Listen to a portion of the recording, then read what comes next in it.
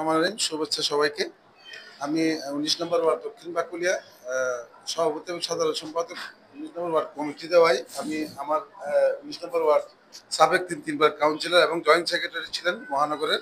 আমি ওনার মতামত ব্যক্ত করার জন্য অনুরোধ করছি। আপনি বলেন।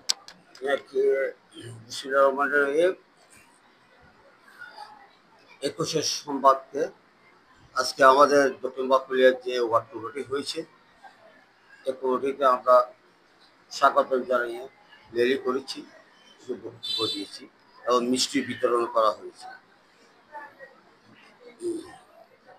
আসলে হয়তো সবাই বলতে পারবে যারা যোগ্য লোক আসেনি, ও আন্দোলন সংগ্রামে ছিল না। বহুজনে বলতেছে কারো ভাই আওয়ামী লীগ, কারো আত্মীয় স্বজন আওয়ামী লীগ, সেই জন্য এসব লোকদেরকে এই কমিটিতে আনা হয়েছে। যোগ্য লোক আসেনি বলে। প্রেসিডেন্ট জিয়া রহমানের মৃত্যুর পর বিএনপির হাল ধরার মতো কে ছিল না। তৎকালীন প্রেসিডেন্ট ছিলেন আব্দুল সত্তার সাহেব।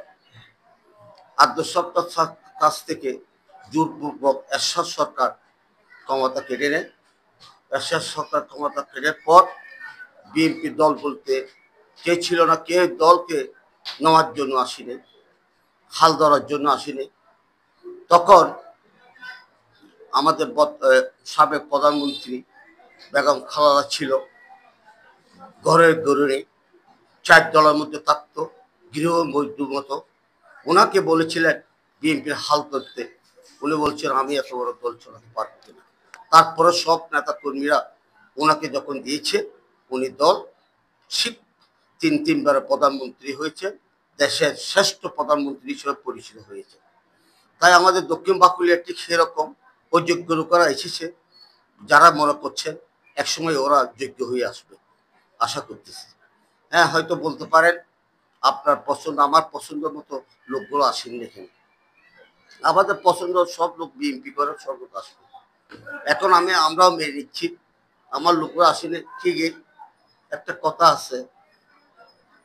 কথা আছে কি, যারা বিএনপি করে, যারা মূল্যায়ন হয় নাই, তারা মূল্যায়ন পাবে।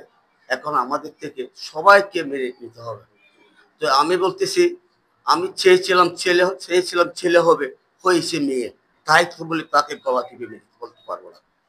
তাই বলে আমরা সবাইকে নিয়ে কাজ করতে হবে, দলকে সুসংগঠিত হবে।